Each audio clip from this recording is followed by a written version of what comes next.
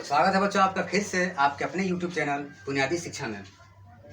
और आज की वीडियो में आप जानने वाले हैं क्षेत्रफल क्या होता है। मुझे मालूम है कि आप क्षेत्रफल बता देते हैं। जिस किसी बच्चे से पूछा जाता है कि आयत का क्षेत्रफल क्या होता है तो आप तुरंत बताते हो सर आयत का क्षेत्रफल बराबर लंबाई गुणा चौड़ाई होता है।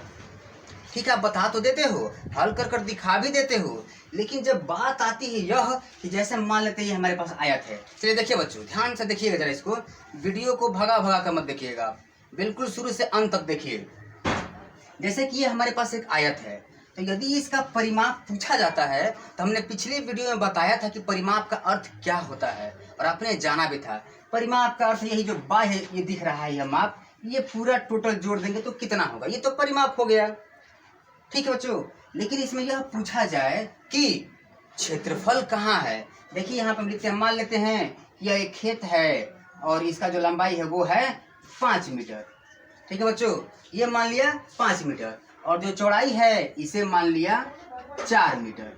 ठीक, अब यदि पूछा जाए कि इसका परिमाप क्या होगा तो आप झट से बताते हो, 5 4 को जोड़े 9 और 2 से गुणा कर दिया तो 18, अर्थात इसी को जोड़ देते हैं 5 तो ये भी 5 होगा, 10 4 14 और 4 18 मीटर हो गया। लेकिन जब बात आती है क्षेत्रफल की, ये इसमें कहाँ है, तो आप सीधे बोलते हो कि गुणा कर दे, लेकिन यह नहीं बताते हो कि आखिर क्यों गुणा कर दे। तो इस चीज को हम जानेंगे इस वीडियो में। ठीक है बच्चों, तो देखिए ये क्षेत्रफल होता क्या है। क्षेत्रफल का अर्थ होता है, क्षेत्र का अर्थ होता है खेत, या आप क्षेत्र ही मान लीजिए। तो यह क्षेत्रफल यह बताता है कि इस पूरे क्षेत्र का फल कितना होगा। अब ये फल क्या है, तो फल हम जानेंगे कि इसमें एक एक वर्ग मीटर के कितने वर्ग बनेंगे, या यूं कह ले कि एक वर्ग मीटर के कितने टाइल्स या पत्थर लगेंगे। ये जब सब चीजें हमें मालूम चलती है उसे ही क्षेत्रफल कहा जाता है। अब देखिए समझिए इसको गौर से, जैसे कि ये 5 मीटर का है तो इस पूरे लाइन को हम 5 बराबर भागों में बांटते हैं। देखिए जैसे कि यहाँ बांटा जा रहा है, 1 ये 2 ये 3 ये 4 और ये वाली 5, ये 4 है तो इसको हम 4 बराबर भागों में बांट देते हैं। जैसे कि देखिए यहाँ पे ये 1 ये 2 ये 3 और ये 4। ठीक है बच्चों, तो यदि हम इन सबको गिन लें तो हमें मालूम चल जाएगा कि इसका क्षेत्रफल कितना होता है। तो गिनिए, 1 2 3 4 5 6 7 8 9 10 11 12 13 14 15 16 17 18 19 20 हुआ। अर्थात इस नाप के जिसका लंबाई 5 मीटर है और चौड़ाई 4 मीटर है, उसमें हमारे कितने फलक आ रहे हैं, कितने फल आ रहे हैं, तो 20। तो हम कह सकते हैं कि इसका क्षेत्रफल 20 वर्ग मीटर होगा। ये क्षेत्रफल का वास्तविक अर्थ होता है। यदि आप सिर्फ यह जानते हैं कि आयत का क्षेत्रफल बराबर लंबाई गुणा चौड़ाई, और जब आपसे यह प्रश्न पूछा जाता है कि इस आयत में 1 वर्ग मीटर की, एक मतलब कि ये वाला 1 वर्ग मीटर के कितने पत्थर लगेंगे, तब आप सोच में पड़ जाते हैं कि इसका हम क्या उत्तर दें। तो सोच में नहीं पड़ना, आपसे यही पूछ रहा है कितने टाइल्स लगेंगे, तो देखिए कितने लगेंगे 20, यही आपका क्षेत्रफल है। कितने फल होंगे तो 20, कितने वर्ग बनेंगे 1 वर्ग मीटर के, तो भी उत्तर आएगा 20। ये होता है क्षेत्रफल का वास्तविक अर्थ। अब किसी भी आयताकार मैदान का या वर्गाकार मैदान का आपसे क्षेत्रफल पूछे तो बस यही उसका मतलब होता है कि ऐसे ही वर्गाकार खाने उसमें कितने बनेंगे। देख समझ में आ रहा है बच्चों, जैसे कि आप ये देख सकते हैं, ये तो आयत था, आप तो देख लिए, इसीलिए जब ये 20 आया है तो 5 और 4 में गुणा किया गया, अर्थात लंबाई और चौड़ाई में गुणा किया गया है। इसीलिए आयत का क्षेत्रफल का सूत्र होता है लंबाई गुणे चौड़ाई। ठीक है बच्चों, आयत का जो क्षेत्रफल होता है वो होता है लंबाई गुणे चौड़ाई। तो इसीलिए सूत्र बना है, इसीलिए सूत्र बना है कि इतना करने से बेहतर है कि हम लंबाई और चौड़ाई में गुणा कर दे। तो आप इसको लेके चल रहे हो कि लंबाई और चौड़ाई में गुणा कर दे, लेकिन समझते नहीं हो कि क्यों। जैसे यदि एक वर्ग का हम उदाहरण ले, देखो बच्चों, एक यदि वर्ग का उदाहरण ले, जैसे मान लेते हैं कि इसको हम 4 भागों में बांट देते हैं। देखिए ये 4 भागों में बांट दिया, ठीक है, तो इसमें कितने होंगे, तो 16। 16 होंगे, 4 4 8 4 12 4 16। इस 4 अगर लंबाई हो 4 मीटर और 4 ही मीटर चौड़ाई हो तो इसका जो क्षेत्रफल आता है वो आता है 16 वर्ग मीटर। क्यों? क्योंकि आपने गुणा किया। तो यहाँ पर सूत्र क्या बन जाता है?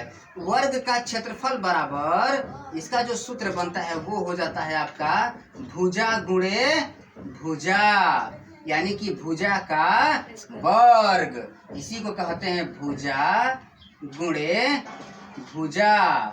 ठीक, तो यदि हम इसको भी लंबाई गुणे चौड़ाई ही कहें तो क्या इसमें कोई अतिशयोक्ति है? कतई नहीं, क्योंकि यदि यह लंबाई है और ये चौड़ाई है तो इसी सूत्र से हम यह भी निकाल सकते हैं। तो हम बस सूत्र याद करने के चक्कर में रहते हैं। सूत्र को याद कीजिए, बिल्कुल आवश्यक है, लेकिन सूत्र के पीछे की कहानी को भी जानने का प्रयास कीजिए कि वो सूत्र आया कहाँ से। तो ये इसका मकसद हुआ कि क्षेत्रफल से हम क्या जानते हैं? बस यही जानते हैं कि उसके अंदर कितने फल होंगे, उसके अंदर 1 वर्ग मीटर के या सेंटीमीटर में है तो 1 वर्ग सेंटीमीटर के कितने वर्ग बनेंगे, या कितने टाइल्स लगेंगे, कितने पत्थर से लगेंगे 1 वर्ग मीटर या 1 वर्ग सेंटीमीटर के। ठीक है बच्चों, जैसे कि आप इस चीज को देखिए, आप लूडो तो खेलते हैं तो देखिए इस चीज को। जैसे कि यदि इसको कहा जाए, यहाँ मान लीजिए कि एक आयत है, आप देख रहे हैं इसको साफ से, आप इस पे लूडो खेलते हैं, ये आयत है, इसमें आप नीचे से गिनेंगे तो 10 खाने हैं, ठीक है, ऊपर से गिनेंगे तो 5 है, अर्थात लंबाई इसका मान लेते हैं 10 मीटर, चौड़ाई मान लेते हैं 5 मीटर। तो इसका क्षेत्रफल कितना हुआ? तो इसको गिनना ना पड़ेगा, 1 2 3 ऐसे करके हम गिनेंगे तो कहाँ तक जाएंगे? 50, अर्थात 50 तक जाएंगे। तो ये इसका क्षेत्रफल हो गया। और यह बताता है कि क्षेत्रफल का मतलब क्या? देखिए इसमें बराबर बराबर खाने आपके बने हुए हैं, यही क्षेत्रफल है। और यदि आप यह जान जाएंगे कि क्षेत्रफल क्या होता है, तो यदि आपसे पूछा जाएगा कि 5 मीटर लंबे और 4 मीटर चौड़े कमरे में यदि हमें टाइल्स लगाना है तो कितने टाइल्स लगेंगे, जबकि टाइल्स की साइज 1 वर्ग मीटर हो, तो आपसे क्या पूछा जा रहा है? इनडायरेक्टली आपसे आयत का क्षेत्रफल ही पूछा जा रहा है। लेकिन आप तो बस याद किए हैं लंबाई गुणे चौड़ाई, इसलिए आप असमंजस में, दुविधा में पड़े हुए हैं। तो दुविधा में नहीं पड़ना है, गणित को अपने दिमाग के साथ नहीं खेलने देना है, खुद गणित के साथ खेलना है।